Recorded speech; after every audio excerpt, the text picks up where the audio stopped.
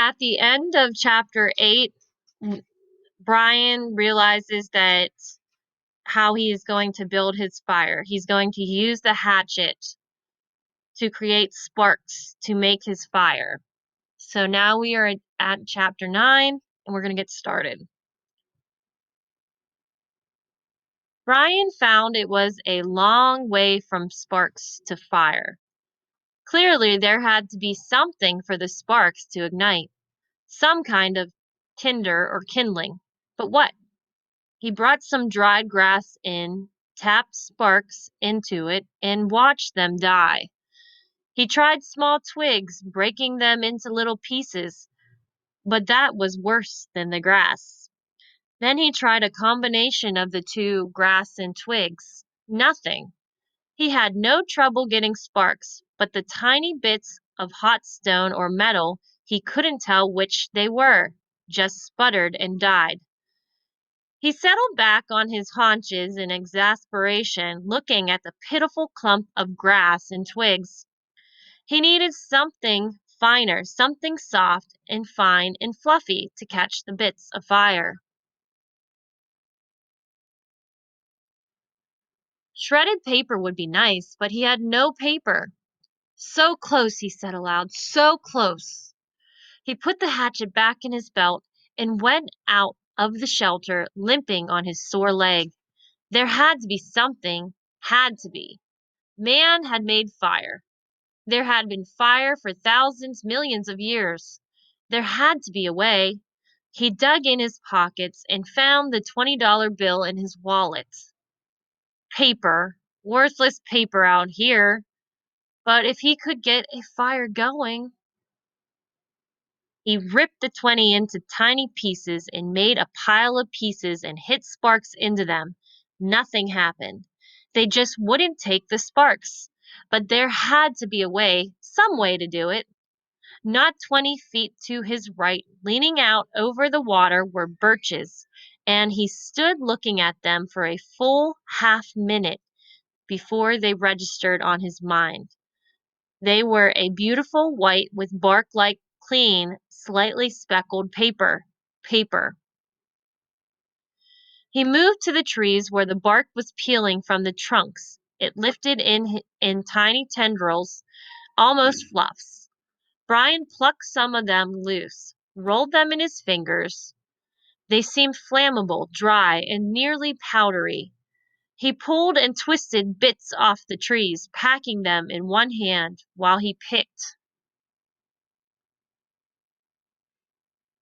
them with the other, picking and gathering until he had a wad close to the size of a baseball. So what is he going to use to start his fire, Cole? What do you think? Okay, well, he ripped his $20 bill out. So he's going to use that and, because he needs paper to start his fire. Okay, he needs to build a fire, and he can't use a $20 bill out in the middle of the woods by himself. He's alone and he's in the middle of the woods and he's in a survival situation. So he's going to use that to start his fire. And what else? You said grass. Birches is a type of tree. So, um,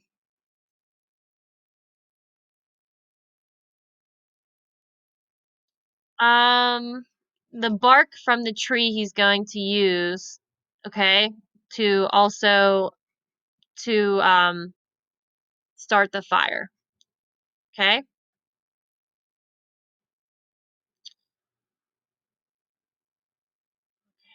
Let's see.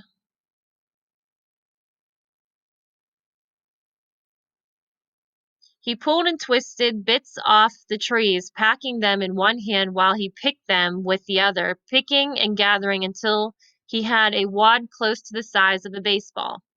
Then he went back into the shelter and arranged the ball of birch bark peelings at the base of the black rock.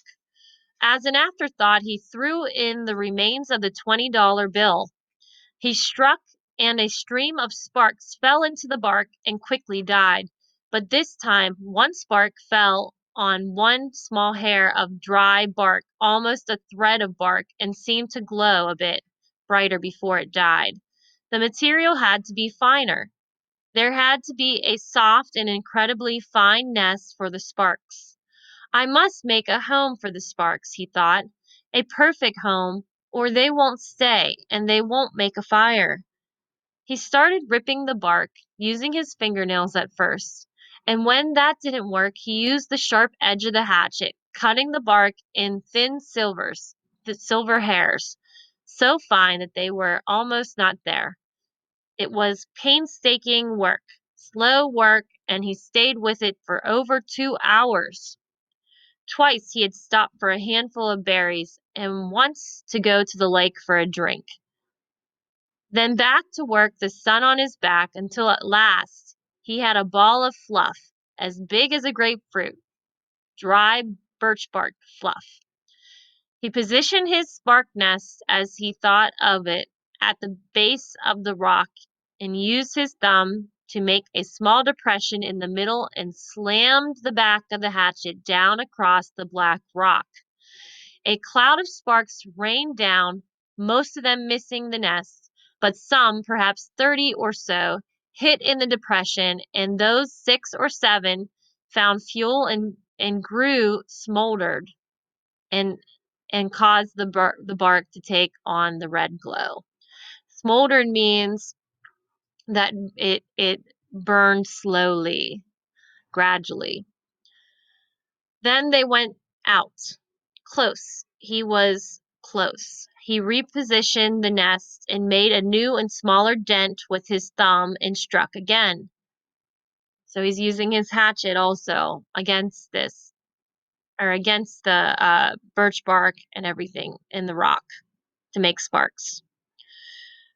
More sparks, a slight glow, then nothing. It's me, he thought. I'm doing something wrong. I do not know this. A cave dweller would have a fire by now. A Cro-Magnon man would have a fire by now. But I don't know this. I don't know how to make a fire. Maybe not even maybe not enough sparks. He settled his nest in place once more and hit the rock with a series of blows as fast as he could. The sparks poured like golden waterfall. At first they seemed to take their or at first they seemed to take. There were several, many sparks that found life and took briefly, but they all died, starved. He leaned back. They are like me. They are starving. It wasn't quantity. There were plenty of sparks, but they needed more. I would kill, he thought suddenly, for a book of matches. Just one match I would kill. Okay, so he's having difficulty getting this fire going, right? And that has to be incredibly frustrating, right? You with me, Cole? Right. Because why would you need a fire to survive out there? What does a fire do for you? It would keep you warm. What else?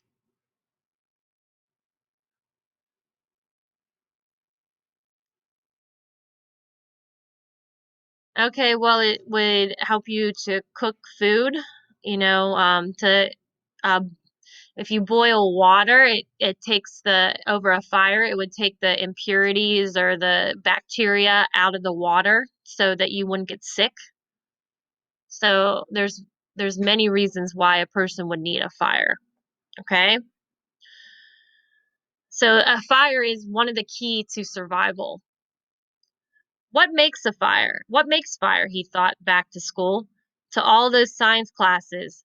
Had he ever learned what made a fire? Did a teacher ever stand up there and say, "This is what makes a fire"? He shook his head and tried to focus his thoughts. What did it take? You have to have fuel, he thought, and he had that. The bark was fuel. Oxygen. There had to be air. He needed to add air. He had to fan on it, to blow on it. He made, so he needed oxygen, he needed fuel, and he made the nest ready again. He held the hatchet backwards, tensed, and struck 4 quick blows. Sparks came down, and he leaned forward as fast as he could and blew. Too hard. There was a bright, almost intense glow. Then it was gone. He had blown it out. Another set of strikes, more sparks. He leaned and blew, but gently this time, holding back and aiming the stream of air from his mouth to hit the brightest spot. 5 or 6 sparks had fallen in a tight mass of bark hair, and Brian centered his efforts there. The sparks grew with his gentle breath. The red glow moved from the sparks themselves into the bark and moved and grew and became worms, glowing red worms that crawled up the bark hairs and caught other threads of bark and grew until there was a pocket of red as big as a quarter, a glowing red coal of heat. Was there really a worm in the fire? No, they're using the fire growing um, to being looking like a worm. Does that make sense? Okay. Um, let's see here. And when he ran out of breath and paused to inhale, the red ball suddenly burst into a flame. Fire! He yelled. I've got fire! I've got it! I've got it! I've got it! But the flames. Oops. Sorry, I lost my place. But the flames were thick and oily and burning fast, consuming the ball of bark as fast as if it were gasoline. He had to feed the flames and keep them going. Working as fast as he could, he carefully placed the dry grass and wood pieces. He had tried at first on top of the bark and was gratified to see them take. So he was thankful. Gratified means thankful. He was gratified to see them take. So he was happy. It was thankful that the dried grass and the wood pieces that he added helped to make the fire continue to burn and okay. But they would go fast. He needed more and more. He could not let the flames go out. He ran from the shelter to the pines, those are another kind of tree, and started breaking off the low, dead, small limbs. So branches, the small limbs of the trees. These he threw in the shelter, went back for more, and threw those in, and squatted to break and feed the hungry flames. When the small wood was going well, he went out and found larger wood and did not relax until that was going. Then he leaned back against the wood brace of his door, opening and smiled. I have a friend, he thought. I have a friend now. A hungry friend, but a good one. I have a friend named Fire. Hello, Fire. The curve of the rock made an almost perfect drawing flue that carried the smoke up through the cracks of the roof, but held the heat. If he kept the fire small, it would be perfect and would keep anything like the porcupine from coming through the door again. A friend in a guard, he thought. So much from a little spark.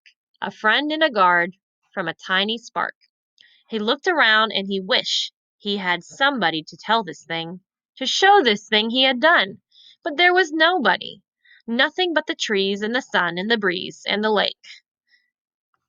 Nobody. And he thought, oops, sorry.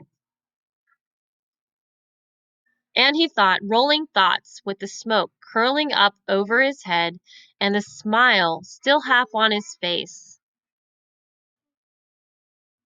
He thought, I wonder what they're doing now. I wonder what my father is doing now. I wonder what my mother is doing now. I wonder if she is with him.